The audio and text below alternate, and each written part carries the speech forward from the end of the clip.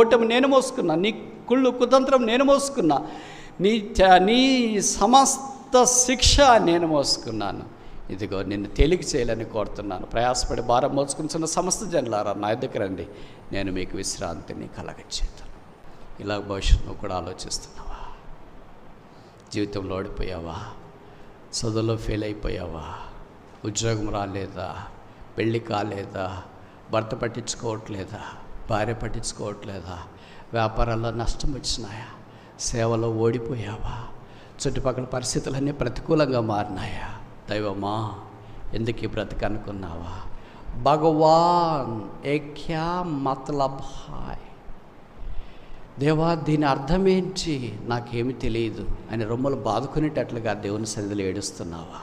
ప్రేమ చేత ఏర్పాటు చేసుకునేవాడు, బలవంతాన్ని కాదు, డబ్బులిచ్చి కాదు, ట్రాప్ చేసి కాదు, వ్యామోహపరిచి కాదు, ఆలలారించి కాదు, మోసం చేసి కాదు, ప్రేమ చేత ఏర్పాటు చేసుకున్న ఈ ప్రేమగల రక్షకుడు యేసు. అతని మీద మోపినవాడు యెహోవాయే. ఏం మోపాడు? ఎందుకు మోపాల్సి వచ్చింది? ఎప్పుడు మోపాడు? ఎలాగ మోపాడు అనే కొన్ని ప్రశ్నలకు వాక్యమును ఆధారం చేసుకొని కొన్ని విషయాలు మనము చూడటానికి ప్రయత్నం చేస్తాం. అతని మీద మోపినవాడు యెహోవాయే. ఎవరి మీద? నరుని మీద. ఎవరి నరుడు? 1 తిమోతి 2లో చెప్పబడింది, దేవుడొక్కడే, దేవునికి నరులకును మధ్యవర్తి ఒక్కడే, ఆయనే క్రీస్తు యేసును నరుడు. పాపము లేని నరుడు, పాపమెరుగని నరుడు, పాపుల రక్షకుడిగా ఈ భూమి మీదకి దిగి వచ్చిన వాడు యేసుక్రీస్తు అనే నరుడు. ఆయన మీద మోపినవాడు యెహోవాయే. ఏం మోపాడు? యెషయా గ్రంథము 53వ అధ్యాయం, book of Isaiah chapter 53 verse 6. మనమందరము గొర్రెల వలె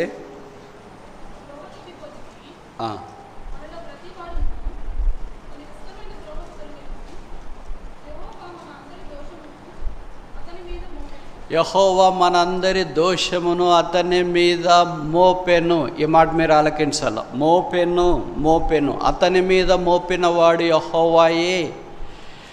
మొదటిది ఏంటంటే ద యోక్ ఆఫ్ సిన్, పాపపు కాడిని మోసుకోవటానికి ఎవరు వస్తారా అని దేవుడు ఎదురు చూస్తూ వచ్చినాడు. ఎవరు రాగలరు?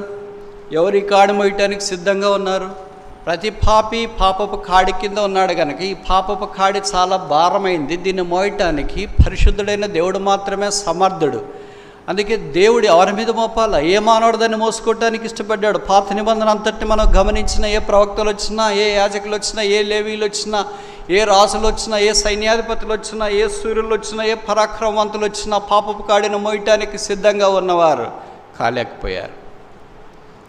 అందుకే కాలం సంపూర్ణమైనప్పుడు గలతీ 4:4 ప్రకారం దేవుడు తన కుమారుణ్ణి, నరుణ్ణి, పాప కాడిని మోసుకొని పోవాన్ని పంపించినట్లు వాక్యంలో మనం చూస్తున్నాం. దేవుడు మన దోషములను అతని మీద మోపెను. దీన్నే కొత్త నిబంధనలో అపోస్తలుడైన యోహాను భక్తుడు 1వ అధ్యాయం 29లో యోహాను సువార్తలో అన్నాడు, behold the lamb of God that టేకeth away the sin of the world. లోక పాపములను మోసుకొని పోవట. అందుకే యేసుక్రీస్తు ప్రభువారు మన పాపములను మోసుకొని పోవట కొరకే దిగి వచ్చినవాడు. అసలు ఎందుకైనా మోసుకొని పోవాలా? అవసరం ఏమొచ్చింది? మన పాపాన్ని మనం మోసుకెళ్ళలేమా? ఇవన్నీ ప్రశ్నలకు ఇది విధమైన జవాబు ఏంటంటే మన దోష శిక్ష మనము భరించలేనంత గొప్పది. ఆదికాండం 4వ అధ్యాయంలో కయీను పలికిన మాట మనకు తెలుసు. మనలో ప్రతి వారము మన దోష శిక్ష మోయటానికి వీలు లేనంత గొప్ప భారం. దాన్ని ఎవరు తీసుకెళ్తారు బయటికి? అందుకే లేవీకాండంలో 16వ అధ్యాయంలో ఓ చక్కటి ఉదాహరణ వాక్యంలో ప్రస్తావించబడింది. మీరు అనుమతిస్తే దాని మీద సిల్వ ధ్యానం యెషయా 53 మొదట అక్కడే కనిపిస్తుందంటే తప్పు కాదేమో. 4 సువార్తలు ఉన్న శిలువ సంగతులు అక్కడే మనకు ప్రస్ఫుటంగా నిలువెత్తటి నిదర్శనములో జ్ఞాపకం చేయబడుతున్నాయన్న విషయము మనం ఎరుగుదము. బుక్ ఆఫ్ లెవిటికస్ చాప్టర్ 16, లేవీకాండము 16వ అధ్యాయం 21వ వచనం. లేవీకాండం 16:21.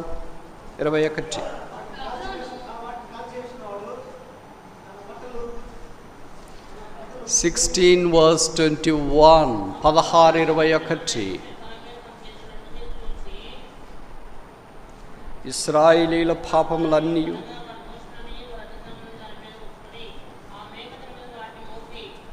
చాలు, ఈ మాట మీరు ఆలకించాల. మోపి మోపి మోపి. ఈ 16వ అధ్యాయంలో నేను ఇప్పుడు కొన్ని విషయాలు అడుగుతా, మీకు పరిచయం అనుకుంటా, అయినా మీరు జవాబు చెప్పడానికి ప్రయత్నం చేయండి. 2, 2 అనేవి అధ్యాయంలో ఎన్నిసార్లు ఉన్నాయి తెలుసా? 24 times. బైబిల్లో ఏ పుస్తకంలో ఇలాంటి లేదు. 2 2 2 2 2. మొదట చూడండి, మొదట వచ్చిన అహరోను 2 కుమారులు. తర్వాత ఇంకా అలాగే కిందకి మనం వెళితే 8వ వచనం.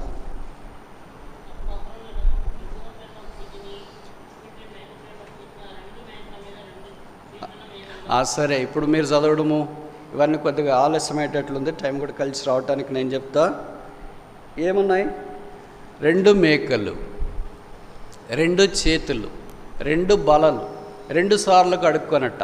2 2 2 24 times mention in the scriptures.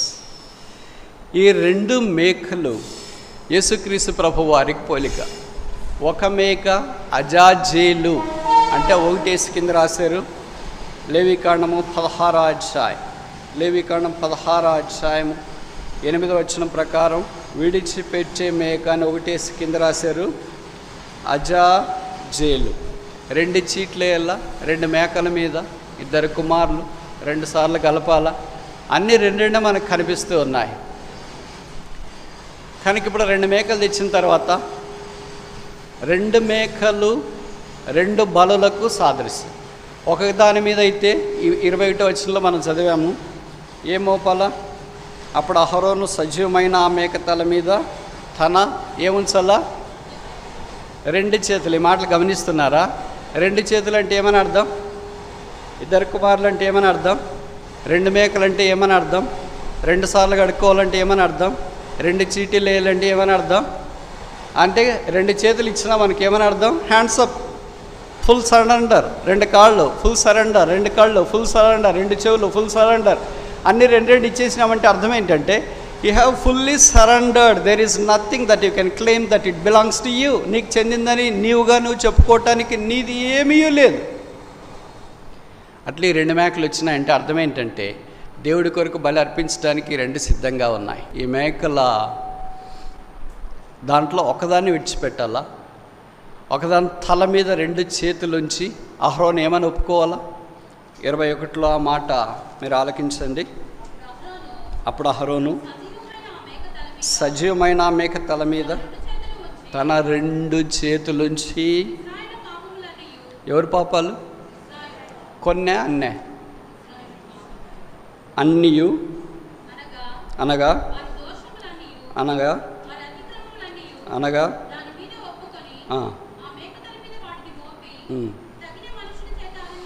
చాలు. అన్నియు అన్నియు, ఆల్ ఆల్ ఆల్ ఆల్. ఎన్నిసార్లు రాశారు ఈ వచనంలో? ఇవన్నీ మీరు పట్టించుకోరు కదా బైబిల్ చదివేటప్పుడు యూజువల్గా.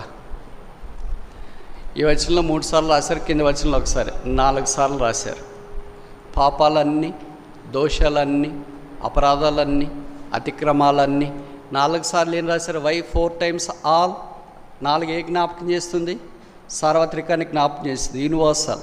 ఎవరి పాపాలు? యాజకుడిదొక్కటే కాదు, యూదులదొక్కటే కాదు, లేవీలదొక్కటే కాదు, ఇశ్రాయేలీల పాపములన్నింటినీ మోసుకొని పోవటానికి ఒక మేకపిల్ల పాత నిబంధనలో అవసరమైంది. దీన్ని బయటకు ఊరికెళ్ళి ఎక్కడో వదిలేసి వస్తారు, అరణ్యంలో దాన్ని వదిలేస్తారు. అది ఎక్కడికి వెళ్తారో తెలియదు. It's no more. ఒకటి మాత్రం ఎక్కడ కనిపిస్తుంది? దాన్ని బలిగా అర్పిస్తున్నారు. అంటే అర్థమేంటి? ఒకటి చనిపోతుంది, ఒకటి జీవిస్తుంది. చనిపోయేది యేసుప్రభు యొక్క మరణానికి జ్ఞాపకం చేస్తుంది, జీవించే మేకపిల్లి ఏ జ్ఞాపకం చేస్తుందంటే యేసుప్రభు యొక్క పునరుత్థానాన్ని జ్ఞాపకం చేస్తుంది. వన్ గోట్, మనం సాధారణంగా అంటాం స్కేప్ గోట్ అంటాం దాన్ని, విడిచిపెట్టబడే మేక. ఎక్కడైనా ఆఫీసులో కానీ కాలేజీలో కానీ ఎవరో తప్పు చేస్తారో అది ఎవరి మీదకో వస్తుంది. వాళ్ళు స్కేప్ గోట్ చేశారు, వీళ్ళని స్కేప్ గోట్ చేశారు, దే బికెమ్ స్కేప్ గోట్. అంటే బాధితులు అయిపోయారు వాళ్ళు. ఎవరో చేసింది వీళ్ళ మీదకి వచ్చింది. అది లోకంలో నానుడి. పాపం ఎవరు చేశారు? ఇశ్రాయేలు చేశారు. ఎవరి మీదకి వచ్చింది? మేక మీదకి వచ్చింది. కనుక ఇప్పుడు మేక ఏమైంది? Scapegoat. పాపం ఎవరు చేశారు? మనం చేసాం. ఇప్పుడు ఈ పాపం ఎవరి మీదకి వచ్చింది? యేసుప్రభు వారి మీదకి వచ్చింది. ఇప్పుడు యేసుప్రభు ఏమయ్యాడు మన కొరకు? Scapegoat. పాపములను మోసుకొని పోయే దేవుని గొర్రెపిల్లగా మార్చబడ్డాడు. పాపం ఒక్కటి కాదు, ఇశ్రాయేలీల పాపం వలన మేక మోసుకున్నట్లు ఇప్పుడు సమస్త లోకం యొక్క పాపం. యోహాను 1:29 చెప్పబడింది కదా, behold the blood lamb of God that taketh away the sin of the world. లోక పాపములన్నీ మోసుకొని పోవు దేవుని గొర్రెపిల్ల. కానీ ఇక్కడ 2 మేకలు ఉన్నాయి పాత నిబంధనలో. కొత్త నిబంధనలో ఒకే ఒక దేవుని గొర్రెపిల్ల. ఇక్కడ 2 చేతులు పెట్టారు. ఇప్పుడు దేవుడు యెషయా గ్రంథం 53వ అధ్యాయంలో అతని మీద మన అపరాధములు కొన్నే ఏం రాశారు? ఈ ఏఎల్ఎల్ అనే 3 అక్షరాల్లో అన్నీ అనే 2 అక్షరాలు తెలుగు పదంలో ప్రపంచమే ఇముడుంది. మీకు అర్థమవుతుంది అనుకుంటే చాలా పెద్ద పదం ఇది. ఆల్ అనేది ఆల్ ప్రజెంటా, ఆల్ ఆబ్సెంటా, ఆల్ గివనా, ఆల్ పవర్ఫుల్లా, ఆల్ గ్లోరియసా, ఆల్. కొలస్సీ పత్రికలో మనం సమస్తము with God all things are possible. రోమా 8:28 చూస్తాం, సమస్తము మేలు కొరకే సమకూడి జరుగుతున్నాయి. కనుక సమస్తాన్ని చేసేవాడు సమస్త మనుషుల యొక్క పాపములన్నీ భరించడానికి కొత్త నిబంధనలో ఆశలో మీదకి వెళ్ళాడు. ఈ మేకైతే ప్రాణం లేనిది, అంటే సరైన గ్రహింపు లేనిది ఒక జంతువు. అది ఏమైనా భరించటానికి సిద్ధంగా ఉండొచ్చు. అది యేసు ప్రభు. బైబిల్లో రాయబడింది, మహాగణుడు, మహోన్నతుడు, పరిశుద్ధుడు, నిత్య నివాసి, సర్వాధికారి, రాజులకు రాజు, ప్రభులకు ప్రభు, భూపతులకు అధిపతి, ఆది సంభూతుడు, దురవగాహన తేజస్సులో ఏం మనుషుడు నివసింపజాలని సమీపింపజాలని మహామహిమలో ఉన్న దేవుని కుడిపార్శ్వంలో ఉన్న లోకరక్షకుడని యేసుక్రీస్తు ప్రభువారు పాపలమైన మనల్ని ప్రేమించి పరలోక రాజ్యాన్ని విడిచిపెట్టి పాపముగా చేయబట్టడానికి అజాజేలు విడిచిపెట్టబడి దేవుని గొర్రెపిల్లగా ఈ భూమి మీదకి మానవుడిగా అవతరించినాడు. నాలో పాపమున్నదని ఎవడు స్థాపించగలడని సవాలు విసిరాడు. పాపముగా చేయబట్టడానికి శిలువ మీదకి మనఃపూర్వకముగా తానే వెళ్ళిన లోక రక్షకుడు యేసు. జంతువుకు మానవుకు తేడా ఏముంది? మీలో కొంతమందికి తెలుసు, ఇప్పుడు అమెరికా అన్నిట్లో అగ్రరాజ్యం. అంతకు మునుపు బైబిల్ దినాల్లో గ్రీక్ దేశం అన్నిట్లో అగ్రరాజ్యం. జ్ఞానం అక్కడి నుండే, కల్చర్ అక్కడి నుండే. మీరు ప్రపంచంలో ఏదైనా గొప్పదని ఆలోచిస్తే అది చరిత్ర ఉంటే ఖచ్చితంగా ఆ చరిత్ర రేఖ పొడిగిస్తే గ్రీస్ దేశానికి కడుతుంది. అలెగ్జాండర్ ద గ్రేట్ ఎక్కడి నుండి వచ్చాడు? గ్రీక్. వీళ్ళు చాలామందికి సైన్స్ కూడా తెలుసు. పైథాగరస్ సిద్ధాంతము, ఆర్కిమెడిస్ సిద్ధాంతము, సోక్రటీస్, ప్లాటో, ఇలా కొంతమంది ఫిలాసఫర్స్ వచ్చినారు. ఈ పైథాగరస్ అనే ఫిలాసఫర్, న్యాచురలిస్ట్, గొప్ప శాస్త్రవేత్త ఏమన్నాడంటే, man is nothing but a pure composition of a passion, intelligence, reasoning. Passion ఆసక్తి, ఇంటెలిజెన్స్ తెలివి, రీజనింగ్ వివేచన లేదా ఆలోచించుట, తర్కించుట, వివాదాన్ని పరిష్కరించుకొనుట. The fundamental difference of a man and animal is this. Pythagoras చెప్పిన మాటలు ఇవి నేను చెప్పేవి కాదు. జంతువు ఏంటంటే, జంతువు కూడా మనుషుల వల్లే ఉంది. It has passion, it has intelligence, but it has no logic. ఆ జంతువుకు కూడా ప్యాషన్ ఉంది, ఆశ ఉంది. ఇది తినాలా, ఇది దోచుకోవాలా, లేకపోతే ఇక్కడికి వెళ్ళాలా, వేటాడాలా, ఆశ ఉంది. ఇంటెలిజెన్స్, ఇది వస్తే ఎలాగ తప్పించుకోవాలా, పాము మనిషి వస్తే ఎలాగ తప్పించుకోవాలి, తేలు మనిషి వస్తే ఎలాగ తప్పించుకోవాలి, వాటికి ఇంటెలిజెన్స్ కూడా ఉంది. బట్ మూడోది, ద ల్యాక్ రీజనింగ్, లాజిక్. ఇప్పుడు ఏం చేయాల, నెక్స్ట్ ఏం చేయాల, ఈ లాజిక్ కుళ్ళు కుతంత్రాలకు కూడా ఎక్కువ మంది ఉపయోగిస్తాం అనుకో, అది వేరే విషయము. బట్ లాజిక్, రీజనింగ్, ఆలోచించట, వివేచించట లేదు. So the fundamental difference man and human being and animal is this, that we have reasoning, we have a logic. మనం ఆలోచించే అవకాశం, అంటే మంచి చెడ్డలేమో గుర్తించే అవకాశం ఉంది. అది జంతువుకు లేదు. పాత నిబంధనలు ఏమొచ్చినాయి?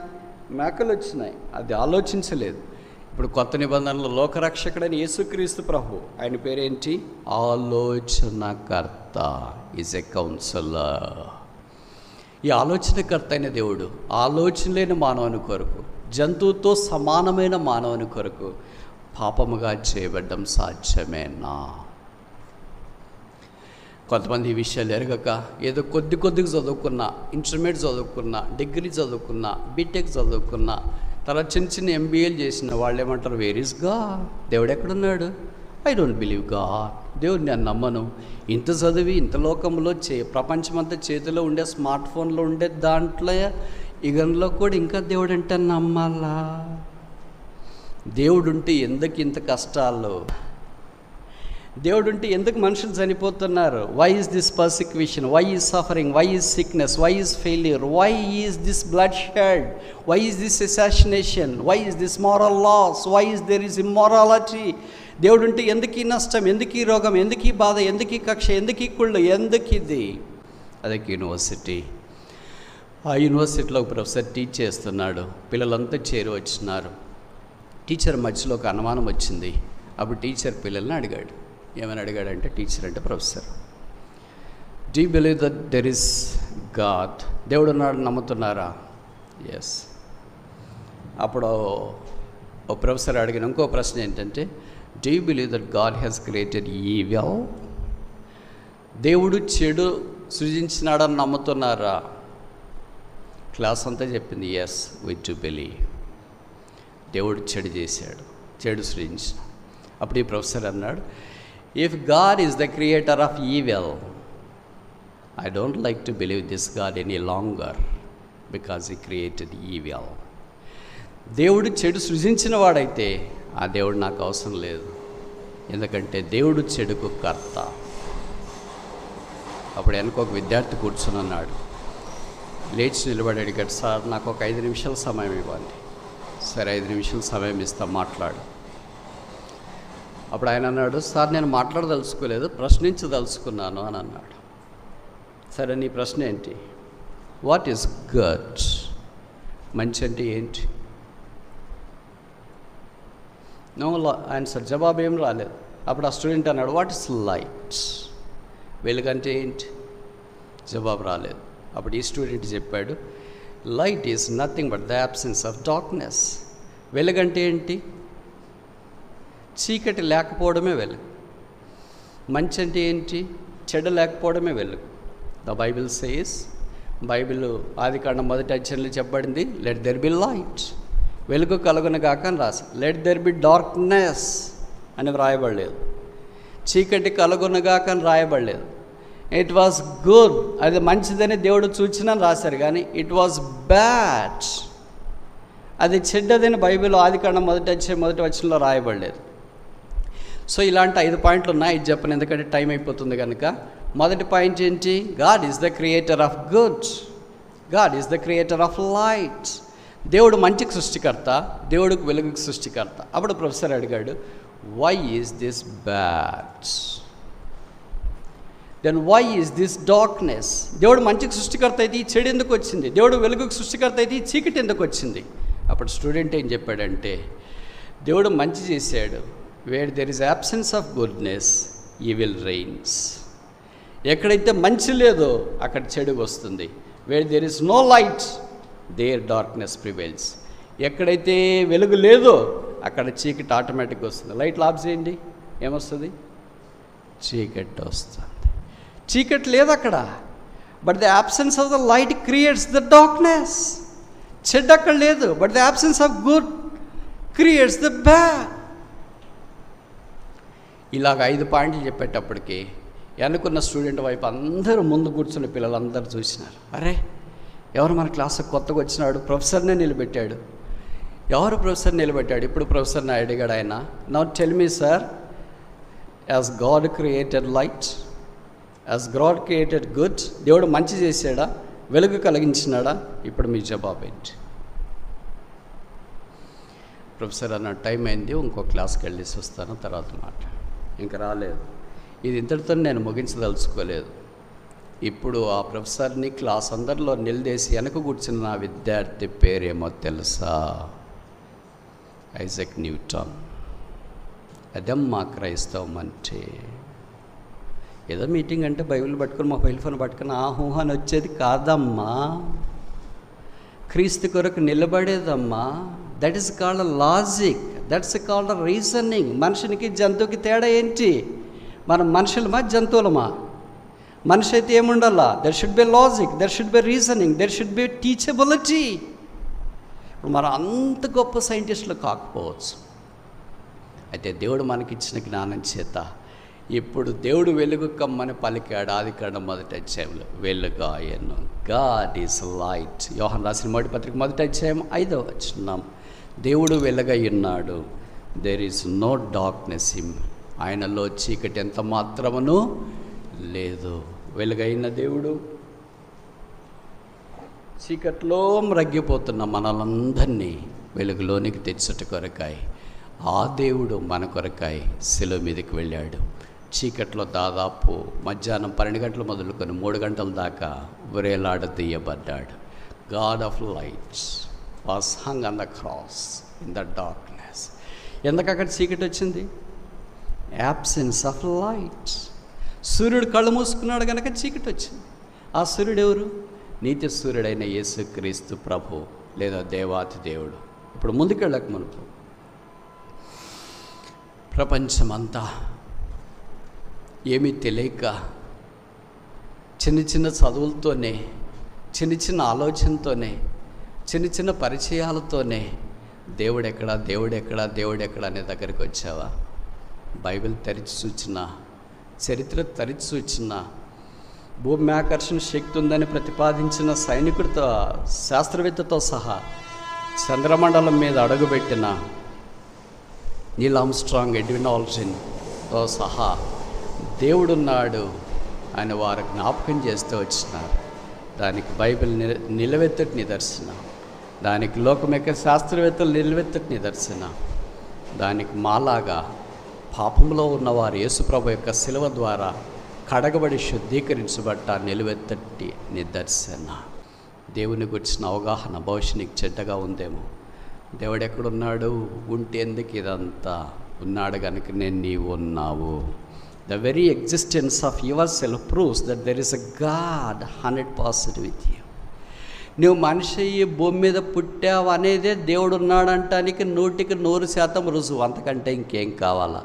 నువ్వు మనిషి కాదని నువ్వు అనుకున్న రోజు, then you think that there is no God, because you think that you are not a human being at all. నీవు మనుషుడు కాదు గనక నీవు ఆ దినాన భవిష్యత్ దేవుడు లేడని తలంచడానికి అవకాశం ఉందేమో. ఆ దేవుని గురించి మేము ప్రకటిస్తున్నాం. దేవుడు ఒక్కడే, దేవునికి నేను నరులకు మధ్యవర్తి ఒక్కడే, ఆయనే క్రీస్తు యేసు అన్న నరుడు. ఆ క్రీస్తు యేసు అన్న నరుడు మన పాపములన్నీ మోసుకొని పోవటానికి, పదం మీరు మర్చిపోకూడదు, అతని మీద మోపినవాడు యెహోవాయే. ఏం మోపాడు? ఘనత. ఏం మోపాడు? బంగారమా? ఏం మోపాడు? అతిశయమా? ఏం మోపాడు? గొప్పతనమా? ఏం మోపాడు? డబ్బా, ఆస్తి, ఐశ్వర్యమా? ఏం మోపాడు? పాపం. పాపం మోసుకోవటానికి ఎవరైనా వస్తారా? అపరాధాలు మోసుకోవటానికి ఎవరైనా వస్తారా? దోషం మోసుకోవటానికి ఎవరైనా వస్తారా? సాధారణంగా మనం ఏం చేస్తామంటే స్కిప్ చేసుకుంటాం. ఎప్పుడు పాపం వస్తుందో, నేను చేయలేదు, నేను తీసుకోలేదు, నేను మాట్లాడలేదు, నేను చెప్పలేదు, నేను చూడలేదు, అసలు నాకు ఏమీ తెలియదు, I'm innocent and they made me scapegoat అంట. నాకేమి తెలియదు అమాయకుడిని. ప్రతి నేరస్తుడు మొట్టమొదట నేర పరిశోధన విభాగంలోనికి వచ్చిన వెంటనే ఆ పరిశోధనలో చెప్పే మొదటి మాట ఏంటంటే, I'm innocent, I don't know what happen. నన్ను ఊరకనే ఇరికించున్నారు. ఈ లోకరక్షకుడు ఆయన నిర్దోషి, పాపము చేయలేదు, పాపం ఎరగడు, పాపం ఆయనకు తెలియదు. ఆయన పరిశుద్ధుడు, పరిశుద్ధుడు, పరిశుద్ధుడు. అయితే మనిషిని పాపము కొరకు ఈ భూమి మీద మానవుడిగా జన్మించినాడు, జీవించినాడు, పాపముగా చేయబట్టానికి శిలువ మీదకి వెళ్ళాడు. 6000 సంవత్సరాల మానవ చరిత్రలో ఒక నిర్దోషిని దోషి అని తీర్చింది మొట్టమొదట పిలాతు. ఒక నిర్దోషి దోషిగా చేయబడింది మొట్టమొదట లోకరక్షకుడు. ఒక నిర్దోషి దోషిగా ప్రజల చేత సంహరించబడటానికి అప్పగించబడింది ఒకే ఒక్కడు, యేసు. మనుషుని మీద ఆ దేవుడికి ఎంత ప్రేమ, మనుషుడంటే ఆ దేవునికి ఎంత మమకారం. దేవతల కొరకు చనిపోలేదు, తనతో ఉన్న సృష్టి కొరకు చనిపోలేదు, ఆకాశ మండలంలో ఉన్న వారి కొరకు చనిపోలేదు. భూమి మీద పాపంలో పడి చెడి ఏం చేయాలో తోచక అటు ఇటు తిరుగుతున్న మానవ జాతి పాపంలోనే కొట్టుకుని పాతాళం వైపు పెడుతుండగా ప్రేమ చూపించి జాలిపడి కరుణించి వారి కొరకే చనిపోవటానికి శిలువ మీదకి వచ్చాడు. ఆయన తల మీద ముళ్ళ కిరీటం, ఆయన దేహం అంతా కొడా దెబ్బలు, ఆయన చేతుల్లో మేకులు, ఆయన ప్రక్కలో బల్లెపోటు. ఆ యేసు శిలువలో మన కొరకై పాపము మోసుకొనెను. అతని మీద మోపినవాడు యెహోవాయే. ఏమి తెలిసి దేవా, నీ కుమారుని మీద నా పాపాన్ని మోపావు, ఆ పాపము నాకు రావాలా, ఆ దోషము నాకు రావాలా, ఆ అపరాధము నాకు రావాలా, ఆ శిక్ష నాకు రావాలా, ఆ యాతన నాకు రావాలా, నేను అసలు మీద చనిపోవాల్సింది. నీ కుమారుడు పరిశుద్ధుడు, పాపం మెరుగని వాడు. బైబిల్లో రాయబడింది కదా, ధవళవర్ణుడు, రత్నవర్ణుడు, అతికాంక్షణీయుడు, 10,000 మందిలో అతన్ని గుర్తించవచ్చు. అతని తల వెంట్రుకలు కాకపక్ష కృష్ణవర్ణములు అవి నొక్కులు నొక్కులుగా కనబడుతున్నవి. అతని కళ్ళు నదీ తీరమందల గువ్వ కన్నుల వలె ఉన్నవి. అతని కాళ్ళు చలవరాతి స్తంభాలు, అతని కందరము పద్మాలంకృత గోధుమ రాశి, అతని చేతులు తాశీష రత్న భూషితములు, అతని మాటలు దయతో కూడినవి, అతని పెదవుల మీద దయారసం పోయబడినది.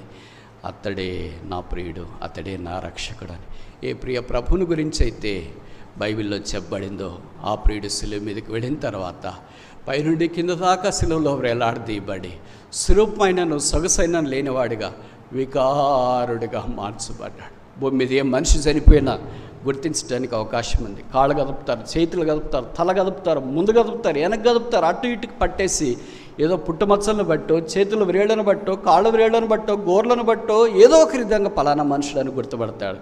అయితే లోకరక్షకుడు సమస్త మానవాడిని ప్రేమించిన యేసుప్రభు వారు శిలువలో చనిపోతుండగా బైబిల్లో రాయబడింది, అతన్ని నలగొట్టుట యెహోవాకు. కొట్టడం కాదు, కొట్టడం వేరే, నలగొట్టడం వేరే. ఏదైనా పిల్లలు పొరపాటు చేస్తే మనం కొడతాం, క్రయం చేసుకుని గోడల మీద రాస్తే రాయద్దురా రాయద్దురా రాయద్దురు అంటే వాడు ఇంకా రాస్తూనే ఉంటాడు. ఒక దెబ్బ 2 దెబ్బలు కొడతాం. నలగొట్టడం కీడైన దాన్ని చెడతాం. ఒక పాము వచ్చింది అనుకో, తేలు వచ్చింది అనుకో, దాన్ని కొట్టడం మాత్రమే కాదు, నలగ కొడతా. అది చనిపోయిందని తెలిసిన తోక ఆడిస్తున్నా, ఇంకా తోకను కొడతా, ఇంకా తలను కొడతా, ఇంకా తలను కొడతా. యేసు ప్రభు నలగొట్టబట్టడానికి ఏ పాపం చేశాడు, ఏ అపరాధం చేశాడు, ఏ దోషం చేశాడు, ఏ అజాజేలుగా విడిచిపెట్టబడే మేకపిల్లగా ఎందుకు అలాగ మార్చబడ్డాడు. అలాగే మన దోషములన్నీ, మన అపరాధాలన్నీ, మన శిక్ష యావత్తు ఆ యేసు శిలువలో భరించి రక్తము కార్చి చనిపోయి సమాధి చేయబడి తిరిగి లేపబడ్డాడు. ఇప్పుడు ఏ మేకపిల్ల అయితే పాలెములో ఉందో ఆ మేకపిల్ల వల్ల యేసుక్రీస్తు ప్రభువారు శిలువలో మనందరి కొరకు వేలాడదీయబడి కనిపిస్తున్నాడు. నువ్వెవరైనా సరే నీ పాపముల కొరకాయ పరిశుద్ధుడైన యేసు ప్రభు శిలువ మీదకి వెళ్ళాడు. అవి ఆయన మోసుకున్నాడు, అవి ఆయన భరించినాడు. వాటి కొరకు ఆయన రూపం లేని వాడిగా మార్చబడ్డాడు. ఎరుగుదవా, నీ కొరకు ఎవరు చనిపోతారు? ఒక పూట భోజనం పెట్టరే, ఒక పెన్ను పోతే ఇయ్యరే, ఒక వాచ్ లేకపోతే ఇయ్యరే, ఒక మొబైల్ ఫోన్ ఇయ్యరే, ఒక చెప్పులు లేకపోతే ఇయ్యరే, ఒక పూట లిఫ్ట్ ఇయ్యరే ఎక్కడికైనా తీసుకెళ్ళటానికి. బట్టలు చినిగిపోతే బట్టలు ఇచ్చే నాథుడు నీకు దిక్కులేదే, ప్రాణమిచ్చే రక్షకుడు నీ కొరకు ఈ భూమి మీదకి వచ్చినాడు. దైవమా, ఇది ఏమే ప్రేమ! ఇంత ప్రేమ మానవుని వశపరుచుకుంటుండగా ఈ మానవుడు ఈ ప్రేమను ఇష్టపడట్లేదు. ఇది నిజమైన ప్రేమ, నిస్వార్థమైన ప్రేమ, దైవ ప్రేమ, క్రీస్తు ప్రేమ, కల్వరి ప్రేమ.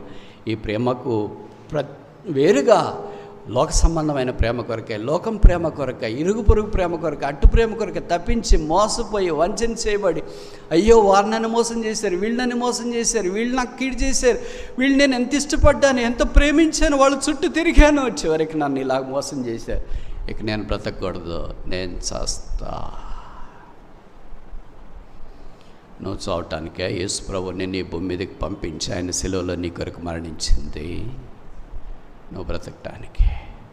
నువ్వు చావద్దు, నువ్వు బ్రతుకు. ప్రతిదానికి మనుషులుగా మనం తలంచేది ఇదే, నేను చేస్తా, నేను చేస్తా, నేను చేస్తా. ఇదొక భాష అయిపోయింది. ప్రభు అన్నాడు, నువ్వు బ్రతుకు, నువ్వు బ్రతుకు, నువ్వు బ్రతుకు, నువ్వు బ్రతుకు. నేను చేస్తా అనేది నువ్వు కాదు, నీలో ఉన్న దురాత్మ సాతాన్ ఎప్పుడు మరణాన్ని కోరుకుంటుంది, యేసు ప్రభు ఎప్పుడు జీవాన్ని కోరుతాడు.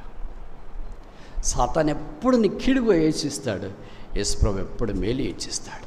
సాతాన్ ఎప్పుడు నిన్ను చీకట్లో ఉంచాలని కోరుతాడు, యేసు ప్రభు ఎప్పుడు నిన్ను వెలుగులోనికి తీసుకురావాలని కోరుతాడు. దీంట్లో ఓడిపోయి అబ్బాయిల చేత మోసపోయి, అమ్మాయిల చేత మోసపోయి, ఇరుగు పొరుగు వారి చేత మోసపోయి, క్లాస్మేట్స్ చేత మోసపోయి, ఇంకేమనాలా, పార్ట్నర్స్ అంటే తోటి వ్యాపారస్తుల చేత మోసపోయి, చీటిల్లో మోసపోయి, కాలేజీలో మోసపోయి, యూనివర్సిటీలో మోసపోయి, మెడికల్ కాలేజీలో మోసపోయి, అటు ఇటు అంత మోసపోయి, నేను అంత ఇంకా మోసపోయాను, ఇక నా బ్రతికేందుకో, ఇక నీ బ్రతుకు అక్కడితోనే అర్ధాంతంగా ముగించుకోవాలని దేవుని ఉద్దేశం కాదు. ఆయన నేను రక్షించుకోవాలి, నీ జీవితాన్ని మార్చాలని, నీ పాపం క్షమించాలని యేసు ప్రభువుకి ఇష్టం. అదొక ఊరు. ఆ ఊర్లో ఇలాగ మీటింగ్స్ కొరకు వెళ్ళాను. మీటింగ్ అయిపోయిన తర్వాత భార్య భర్త ఇద్దరు పిల్లలు వచ్చినారు. పిల్లలు ఇన్స్ట్రుమెంట్ చదువుతున్నారు. నేను గదిలో ఉన్నప్పుడు ప్రార్థన చేయమన్నారు. సరే చేస్తాను, విషయం ఏంటి చెప్పండి అన్నారు. భార్య భర్తలు అన్నారు, మేము క్రైస్తవేతర కుటుంబం నుండి వచ్చినాం, యేసు ప్రభు అంటే మాకు తెలియదు, మేము వ్యాపారం చేసుకున్నాం, చాలా వ్యాపారాలు చేసినాం, ఏది కలిసి రాలేదు, అన్నీ నష్టపోయాం, లక్షల అప్పు అయిపోయింది. పిల్లలు చూస్తుండగానే పెరిగి పైకి వచ్చినారు, ఇన్స్ట్రుమెంట్ దాకా వచ్చినారు. స్తంభాల్లాగా పెరుగుతున్న పిల్లల భవిష్యత్తు చూస్తే మా కడుపు తరక్కపోతుంది. మా అప్పులు చూస్తే మాకు అన్నిట నీళ్లు ఆగిపోవడం లేదు. బ్రతకాలని మేము అనుకోలేదు. సరే, ఇప్పుడు ఏం జరిగింది? అదొక పెద్ద కథ బ్రదర్. చెప్పండి, మీరు ఎలాగ రక్షించబడ్డారు? అందుకే ప్రభు యొక్క ప్రేమ మమ్మల్ని బలవంతం చేసింది, మీ దగ్గర ప్రార్థన చేయించుకోవాలని వచ్చిన. అసలు విషయం ఏం జరిగింది? అప్పుడు చెప్పడం ఆరంభించినారు. మేము దేవుడికి మీకు కృతజ్ఞులమైనా. అసలు విషయం ఏంటి? కథ ఏంటి చెప్పండి. కథలు అంటే నాకు చాలా ఇష్టం, నేను వేరే దగ్గర కూడా చెప్పవచ్చు, కానీ చెప్పండి అన్న. చెప్పడం ఆరంభించిన. మీరు ఒక స్థలానికి 3 రోజులు మీటింగ్ కొరకు వచ్చినారు, మేము అక్కడే ఉన్నాం. మేము బాడిగ ఇంట్లో ఉన్నాం, అంటే కిరాయి. మా ఇంటి కింద ఓనర్స్ ఉన్నారు, మరి క్రైస్తవులు, చర్చికి వెళ్తారు. మేము వాళ్ళ ఇంటి పైన అద్దెకున్నా. మా బాధలన్నీ, మా కష్టాలు మావన్నీ వాళ్ళకి తెలుసు. ఓ దినాన మొదటి రోజు మీ మీటింగ్లు స్టార్ట్ అవుతున్నాయి. వాళ్ళు వచ్చి మీటింగ్కి రండి, ఇట్లా వాక్యం చెప్తారు, ప్రభుని గురించి చెప్తారా అన్నారు. మేము అన్నాము, మేము రాలేములేండి, మేమే చాలా కష్టాల్లో ఉన్నాము అన్నారు. లేదు, ఖచ్చితంగా రండి అన్నారు. సరే చూస్తామనుకున్నాం. బ్రదర్, మేము ఆ రోజు కుటుంబముగా కలిసి యాత్రను అంతం చేసుకోవాలని అవసరమైన సామాగ్రి తెచ్చుకున్నాం, చాప తెచ్చుకున్నాం, దాని మీద కూర్చున్నాం. అప్పుడే తలుపు శబ్దమైంది. ఏంటా అని చూస్తే మా ఇంటి ఓనర్ వచ్చినాడు. మేము లోపలికి రానియకుండా తలుపు ఇటు తీసి మాట్లాడాము. మీరు మీటింగ్కి వస్తారు కదా, టైం అయింది, అందుకని మిమ్మల్ని పలకరిస్తామని, గుర్తు చేస్తామని వచ్చాను అని అన్నాను. సరేనండి వచ్చేస్తామని ఆయనకి చెప్పాను. ఆయన వెళ్ళిపోతే తలుపేసాను, వచ్చినాను. మా ఆయనతో నేను చెప్పాను, దేవుని మాటలు విని చనిపోయేటప్పుడు చనిపోతే మంచిది కదా, మీటింగ్కి వెళ్ళొచ్చిన తర్వాత మనం అందరూ చనిపోవచ్చులే, ఆత్మహత్య చేసుకుందాంలే, వెళ్ళి దేవుని మాటలు వినేసి వస్తాం, చనిపోతే మన ఆత్మలకైనా తృప్తి ఉంటుంది కదా అనుకున్నా. సరే అన్నా. సామగ్రి అంతా పక్కన పెట్టాం. వచ్చి మొదటి రోజు కోడికిన్నా. మాకు తెలియకుండే ప్రభు యొక్క ప్రేమ మమ్మల్ని బలవంత పెట్టింది. మేము ఆ దినాన్ని ఆల్టర్ కాలకు స్పందించినాం, యేసుని అంగీకరించినాం. ఒకరికి తెలియకుండా ఒకరికి జరిగింది. ఇంటికి వెళ్ళాం. అప్పుడు భర్త అన్నాడు, అమ్మాయి ఇంక మనం చనిపోయిన అవసరం లేదు, యేసుప్రభు మనల్ని ప్రేమిస్తున్నాడు కదా. నేను అదే అన్నాను, మనం చనిపోవాల్సిన అవసరం లేదండి, యేసుప్రభు ప్రేమిస్తున్నాడని విన్నాం కదా. మా దగ్గర ఉన్న చాప దాని మెటీరియల్ అంతా తీసుకెళ్ళి మా ఇంటికి చాలా దూరంలో ఉన్న డ్రైనేజ్ కాలంలో దాన్ని పడేసి వచ్చినాం. 2వ రోజు మీటింగ్కి వచ్చినాం, 3వ రోజు మీటింగ్కి వచ్చినాం. ప్రభు మా జీవితాల్లో మార్చినాడు, రక్షణ పొందినాం, శిలువ రక్తం ద్వారా కడగబడ్డాం. ఇప్పుడు దేవుడు మమ్మల్ని కనికరించినాడు. పిల్లలు గొప్ప స్థానంలోనికి రావడానికి, బీటెక్లు చదవటానికి దేవుడు సహాయం చేసినాడు. మేము చిన్న వ్యాపారాలు పెట్టుకున్నాం, దేవుడు దాన్ని అంచెలంచెలుగా దీవించినాడు. ఈ దినాన్న మేము బ్రతికున్నామంటే యేసుప్రభు యొక్క శిలువ రక్తము, ఆయన సువార్త మీ ద్వారా ప్రకటించబడ్డాం. ఈ 2 కారణాలు అయ్యాయి. అందుకని మీకు థ్యాంక్స్ చెప్పదామని వచ్చాము. ముగించక మునుపు ఇలా భవిష్యత్తులో కూడా ఆలోచిస్తున్నావా? జీవితంలో ఓడిపోయావా? చదువులో ఫెయిల్ అయిపోయావా? ఉద్యోగం రాలేదా? పెళ్ళి కాలేదా? భర్త పట్టించుకోవట్లేదా? భార్య పట్టించుకోవట్లేదా? వ్యాపారాల్లో నష్టం వచ్చినాయా? సేవలో ఓడిపోయావా? చుట్టుపక్కల పరిస్థితులన్నీ ప్రతికూలంగా మారినాయా? దైవమా ఎందుకు ఈ బ్రతకనుకున్నావా? భగవాన్ ఏ క్యా మతలబ్ హాయ్, దేవా దీని అర్థం ఏంటి నాకేమి తెలియదు అని రొమ్మలు బాదుకునేటట్లుగా దేవుని సన్నిధిలో ఏడుస్తున్నావా? మేము మీకు ప్రకటించే వర్తమానం ఏంటంటే, మిమ్మల్ని ప్రేమించే వ్యక్తి ఉన్నాడు, మీ కొరకు కన్నీరు కార్చే వ్యక్తి ఉన్నాడు, మీ కొరకు ప్రాణం పెట్టిన వ్యక్తి ఉన్నాడు, మిమ్మల్ని చేర్చుకునే వ్యక్తి ఉన్నాడు. స్వార్థంతో కాదు, నిస్వార్థంతో మిమ్మల్ని కౌగలించుకునే వ్యక్తి ఉన్నాడు. మోసంతో కాదు, ప్రేమతో మీ కన్నీరు తుడిచే వ్యక్తి ఉన్నాడు. అసూయతో కాదు, ప్రేమతో మీకు సహాయం చేసే వ్యక్తి ఉన్నాడు. బాధతో కాదు, పరమార్శతో. ఆయన పేరే యేసు.